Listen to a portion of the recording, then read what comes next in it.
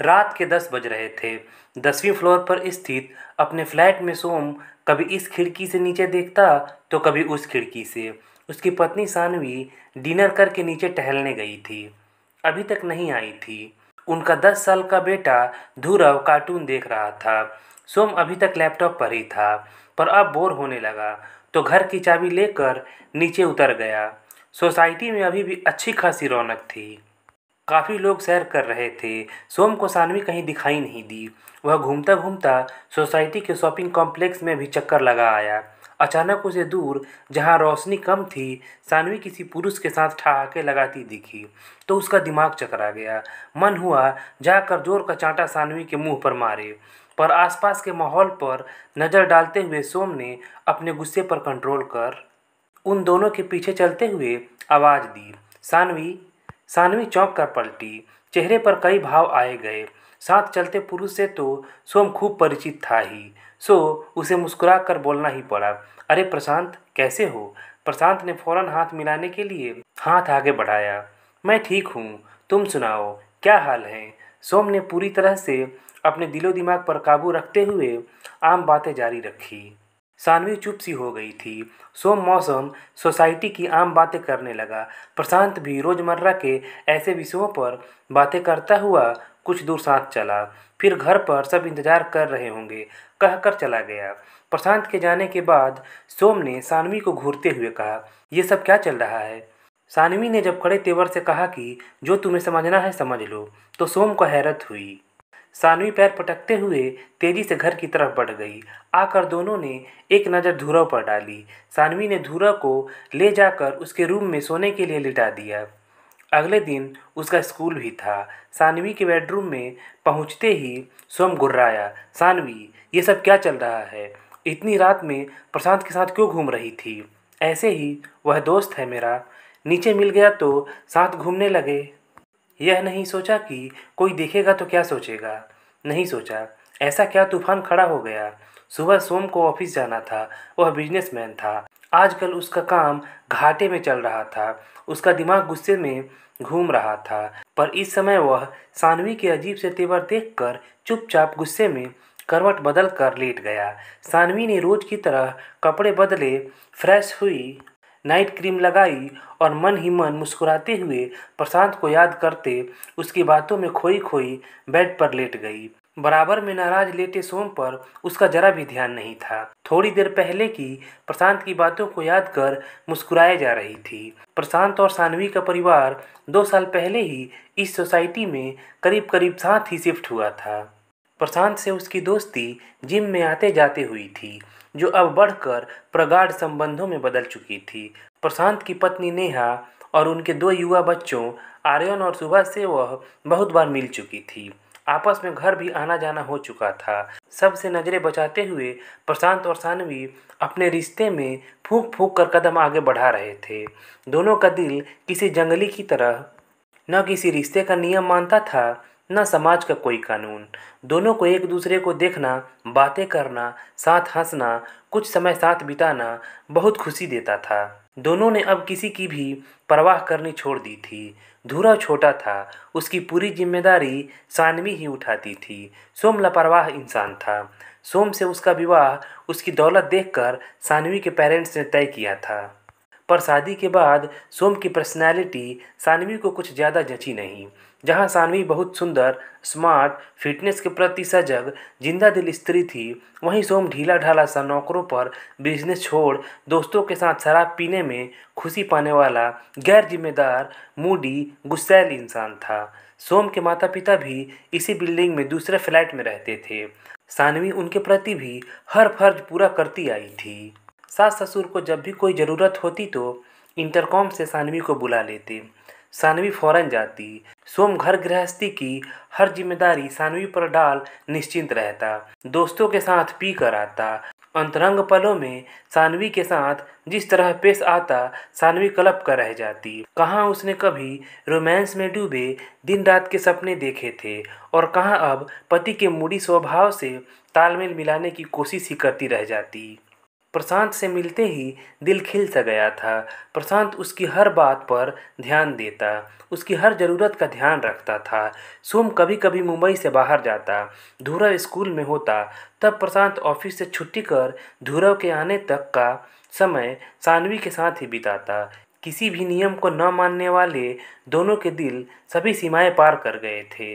दोनों एक दूसरे की बाहों में तृप्त हो घंटों पड़े रहते। सानवी के तन मन को जिस सुख की कमी थी, वह सुख जब प्रशांत से मिला तो उसकी समझ में आया कि अगर प्रशांत न मिला होता तो यह कमी रह जाती। मशीनी सेक्स के अलावा भी बहुत कुछ है जीवन में। अब सानवी को पता चला, सेक्स सिर्फ शरीर की ज़रूरत के समय पास आना ही नहीं है, तन मन के अंदर उतर जाने वाला मीठा सा कोमल एहसास भी है।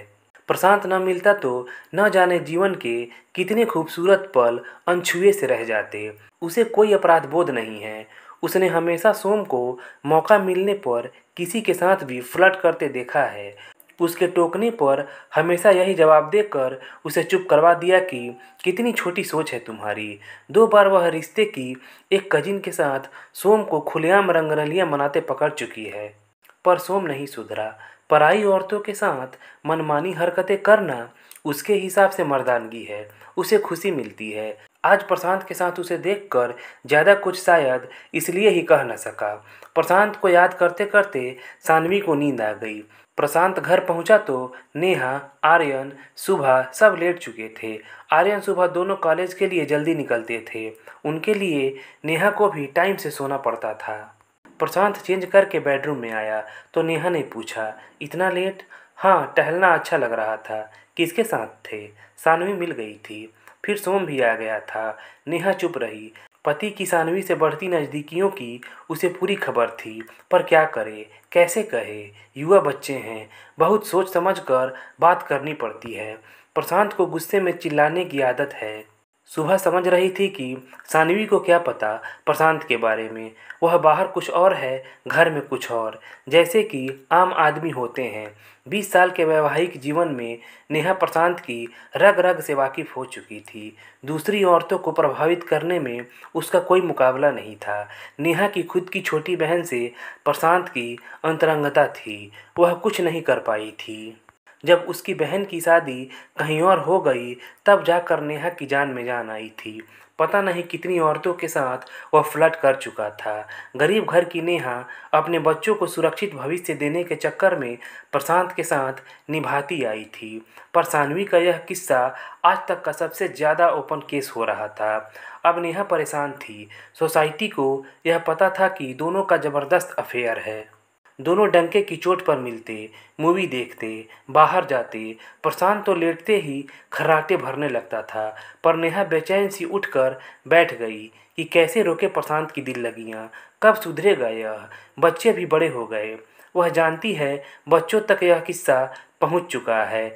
बच्चे नाराज से रहते हैं, चुप रहने लगे हैं। आजकल नेहा का कहीं मन नहीं लग रहा है। क्या करे? इस बार जैसा तो कभी नहीं हुआ था। अब तो प्रशांत और सानवी डंके की चोट पर बताते हैं कि हम साथ हैं।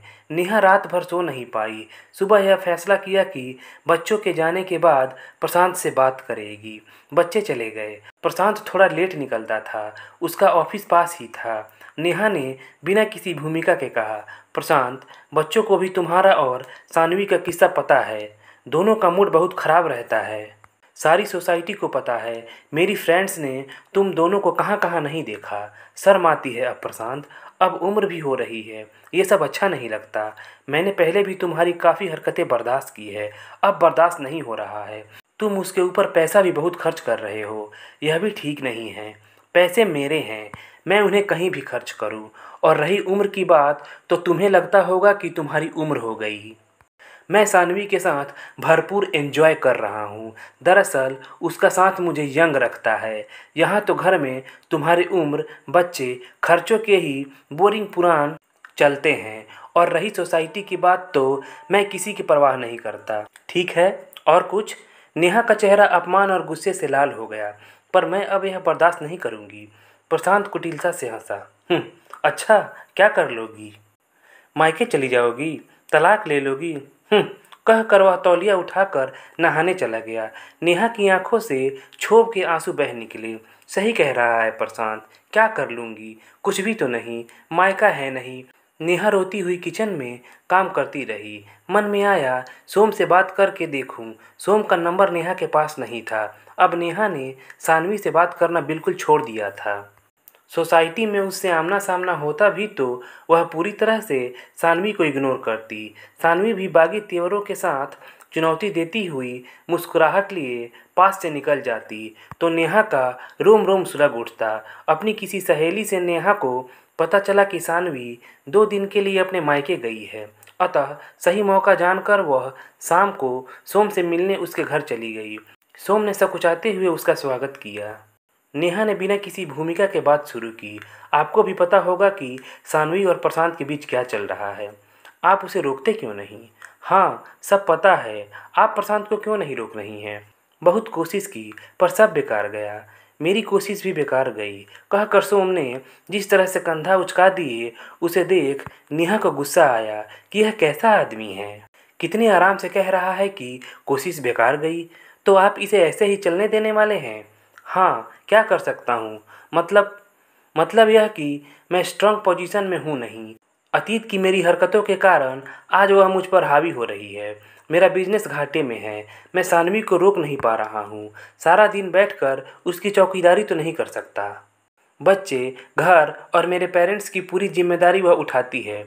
पर ठीक है, कुछ तो करना पड़ेगा। वह लौट आए फिर कोशिश करता हूँ। नेहा दुखी मन से घर आ गई।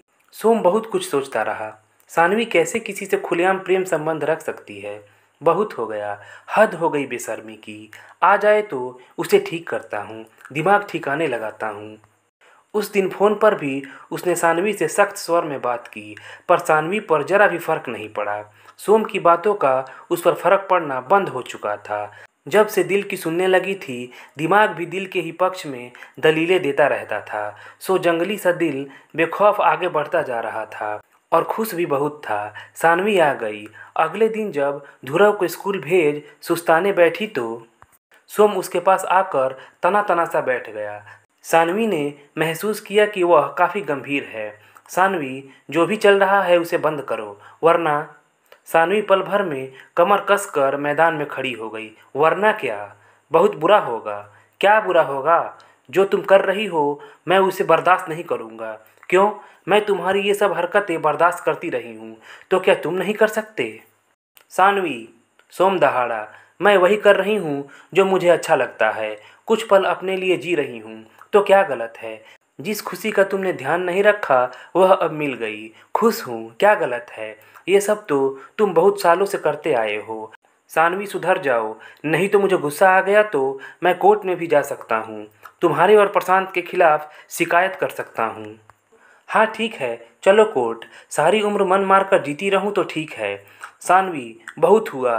प्रशांत से रिश्ता खत्म करो, नहीं तो कानूनी कार्रवाई के लिए तैयार रहो। मैं प्रशांत को भी नहीं छोड़ूंगा। अच्छा, कौन सी कानूनी कार्रवाई करोगे? नया कानून नहीं जानते? यह ना अपराध है ना पुरुषों की बपौती। औरत को भी सेक्सुअल चॉइस का हक है। क्या बकवास कर रही हो? हाँ, शादीशुदा होते हुए भी सालों से पराई औरतों के साथ नैन मटक्का कर रहे हो। हमारे रिश्ते को एडल्ट्री की आग में तुम भी झोंकते रहे हो। पर कोर्ट ने अवैध संबंधों में जाने के लिए नहीं कहा है, न उकसाया है। पर यह तो साफ हो गया कि न तुम मेरे मालिक हो न मैं तुम्हारी गुलाम हूँ। मुझे कानून की धमकी देने से कुछ नहीं होगा। तुम्हारी खुद की फितरत क्या रही है? अब बैठकर सोचो कि मैंने कितना सहा है। मुझे प्रशांत के साथ अच्छा लगता है, बस मुझे इतना ही पता है। और मुझे भी खुश रहने का उतना ही हक है जितना तुम्हें। और किसी भी जिम्मेदारी से मैं मुंह नहीं मोड़ रही हूँ। कहकर घड़ी पर नज़र डालते हुए सानवी ने आगे कहा, ध्रुव के स्कूल से वापस आने से पहले मुझे घर के कई काम निपटाने होते हैं। उसके प्रोजेक्ट के लिए सामान लेने भी मुझे ही जाना है। कहकर सानवी उठकर नहाने चली गई। बाथरूम से उसके गुनगुनाने की आवाज़ें बाहर आ रही थी। सोम सिर पकड़कर बैठा था। कुछ समझ नहीं आ रहा था कि अब क्या करे। दोस्तों, अगर कहानी अच्छी लगी हो तो प्लीज़ लाइक कीजिएगा। चैनल को सब्सक्राइब नहीं किया है तो चैनल को सब्सक्राइब कर लीजिएगा। चलिए मिलते हैं अगले कहानी वाले वीडियो में। धन्यवाद।